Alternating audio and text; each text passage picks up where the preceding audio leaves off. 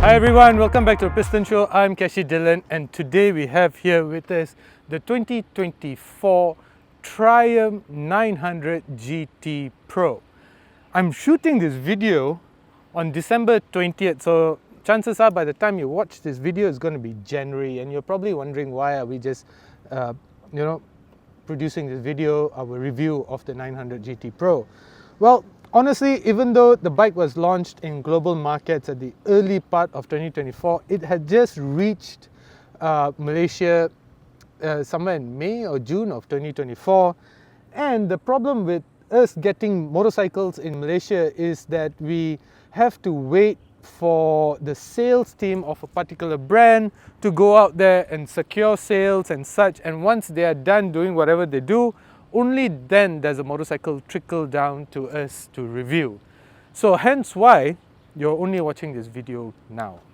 Perhaps some other members of the media have already reviewed it, I'm not sure, but I'm just reviewing it now, so it is what it is lah kan. Anyway, this is one of the nicest motorcycles I have ridden, particularly for its price, 82,500 ringgit. I just want to end this video by telling you guys, don't even bother buying anything else. Don't even bother riding anything else, because at this price range, you shouldn't be looking at anything else. This is a complete motorcycle. End of story, done. Bye.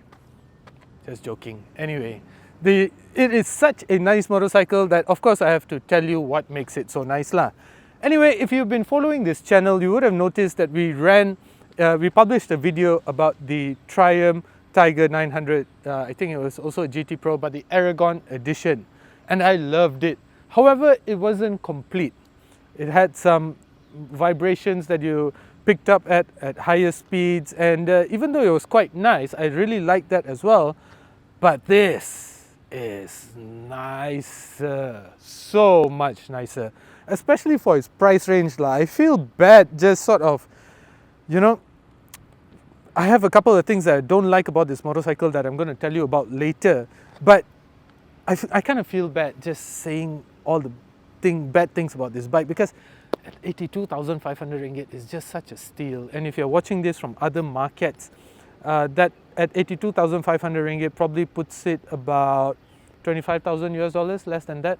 We Malaysians, we pay a lot of tax. So let me know, if you're watching this from a different country, let me know how much the 2024 GT Pro is in your country. In Malaysia, 82,500 ringgit. If I divide it by 4, it's actually 4 point something. I'm probably 20,000 US dollars, thereabouts. Anyway, what makes this bike so nice? Just going to take a quick break. I'll be right back. Starting up ahead, the Triumph Tiger 900 GT comes with Metzeler Torrens Next tires, and because it's the monsoon season here in Malaysia, I've got a really good chance of riding this in the rain, and I can tell you that they are absolutely brilliant. Riding at about 120, 140 when it's pouring down, full of confidence, no issues, no slipping, no sliding, none of that. So I have a lot of faith in these tires, as I've already found out. The wheels, the 19-inch wheels, are grabbed by twin 320mm discs, which are by themselves grabbed by Brembo Stylema 4-port calipers that come with ABS and cornering ABS. Really, really nice.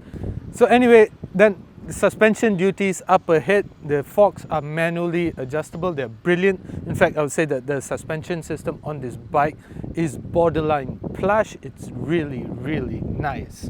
And then you get this manually adjustable screen as well. This is one of my gripes with this screen, because firstly, I think it's a little bit clumsy, and then try doing this while you're riding the bike. Yeah, so that I don't quite like, and I think that this entire finishing over here, it's a little bit, yeah, clumsy is the right word. And then further behind here, you get a digital screen, but I just turned the key and it still hasn't started up. That's my other gripe about this, because startup sequence is very, very slow, nudging 15 seconds, I think, which if you're out touring, Yeah, I don't really want to wait 15 seconds just for the bloody screen to start up now, do I? Anyway, besides that though, readouts are really clear, they're very nice, crisp, but the screen itself tends to glare. So if the sun is behind you, you may not be able to see all of the readouts. Now, you do get a USB port though. It's a Type-C USB port over here, and this means that you will need to upgrade your cables if you're using an older phone, or you could just buy a tiny converter. Besides that, the cockpit is really nice. I mean, it feels very high quality. I like the controls, how everything has been laid out. You have a home button over here, and then if you want to access one of the 5 riding modes, it's as simple as just tapping on this and then turning off the throttle, and you'll get to the ride mode, that your desired ride mode. You get heated grips, not really relevant to Malaysia, but if you're riding up to northern Thailand and beyond, those are quite handy. You also get heated seats. I'll talk about that later. Fuel efficiency, quite good. Been riding this bike for a couple of days now. I'm not even at half tank, probably done about 200 clicks plus. And I don't have much to complain about when it comes to the cockpit of the bike. I think it feels very nice.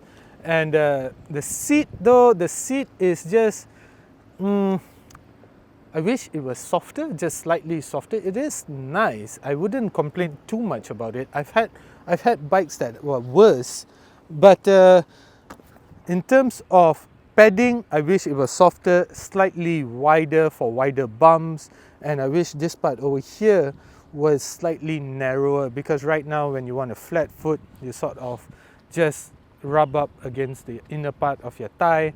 Not very comfortable. So let's talk a little bit about the engine now. It has been updated. Still an 888cc engine. I hope you don't mind me referring to my phone. But when we were shooting this video, this is the third bike that I'm riding today, so I'm kind of need a beer. Anyway, 888cc engine producing 106.5 horsepower, 90 Newton meters of torque. It is, if you're wondering, yes, it is the same engine that we've seen in the previous generation 900 Tiger 900s, but it has a bunch of things that have been updated. It has newer pistons, which also results in a higher compression ratio.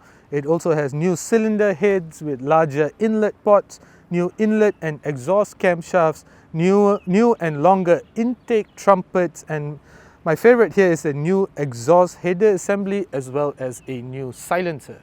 And despite all of that, it still sounds really good.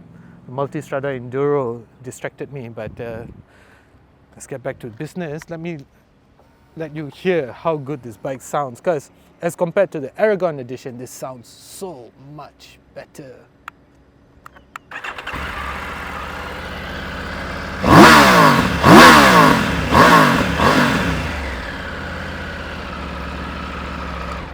Just sounds so raw, and this is a standard exhaust, guys. It sounds really good. It's not overbearing. It doesn't hurt your eardrums. In fact, I think if you want to, you can just leave it as it is, because it's comfortable and it sounds inspiring at the same time, which is what you want.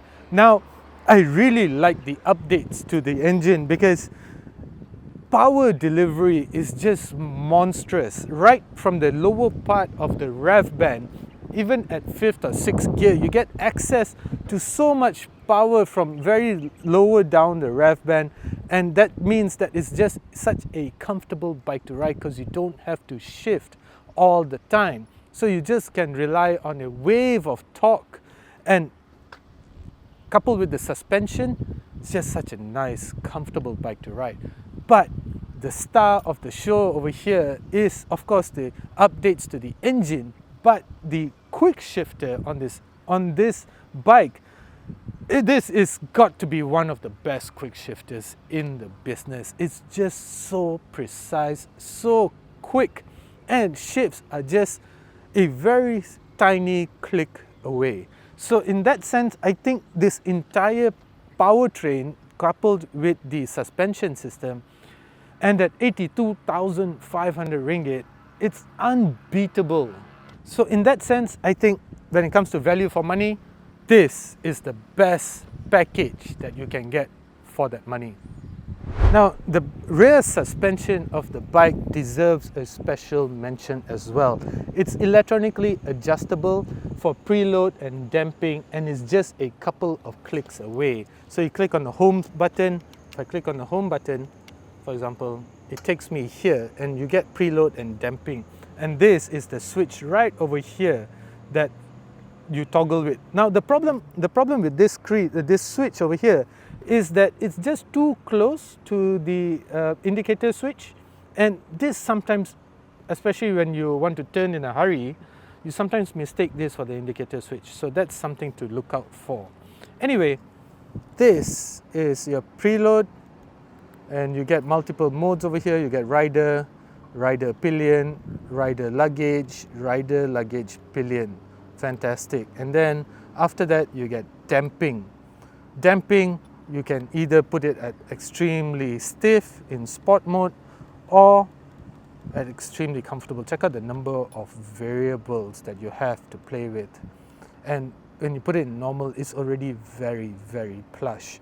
So I'm on the dash highway over here, which is known for its dips. It dips a lot, so I have it sort of just down over here, just for that added comfort. I want it to absorb everything rather than me bouncing in corners. So I have it set just under normal. And I love that variables that you have with the Triumph Tiger 900 GT. It's just a bit of a pity that I still have to do the front adjusting by myself. No big deal though, because again, value for money, 82,500 ringgit. So what is it exactly that I do not quite like about this bike? I've already pointed out the windscreen. I've already pointed out that the screen takes too long to start up. And the other thing that I don't quite like about the bike, of course I pointed out the seats as well. And the other thing are the vibrations of the Triumph Tiger 900 GT Pro. So at above 130, 140 kilometers per hour, you really shouldn't be there, but hey, let's be real. At anything higher than that, you do tend to feel the vibrations in your hands and in the foot pegs.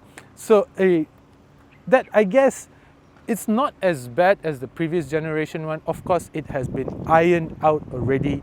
It's quite smooth at below 140 kilometers per hour. I can't really complain, but anything higher, and you do tend to feel the buzzing in your hands, and you feel it in the soles of your feet as well. But besides all of that, the Triumph Tiger 900 GT Pro is just such a beautiful, beautiful package. If you have one, let me know how your ownership experience has been like. If you are looking for one, don't think anymore. This is the bike for you. If you have 82,500 ringgit and you're still shopping for one, stop shopping. Just go out and buy one. Do yourself a favor. Buy yourself a New Year gift. As usual, guys, thank you for watching. Do consider subscribing.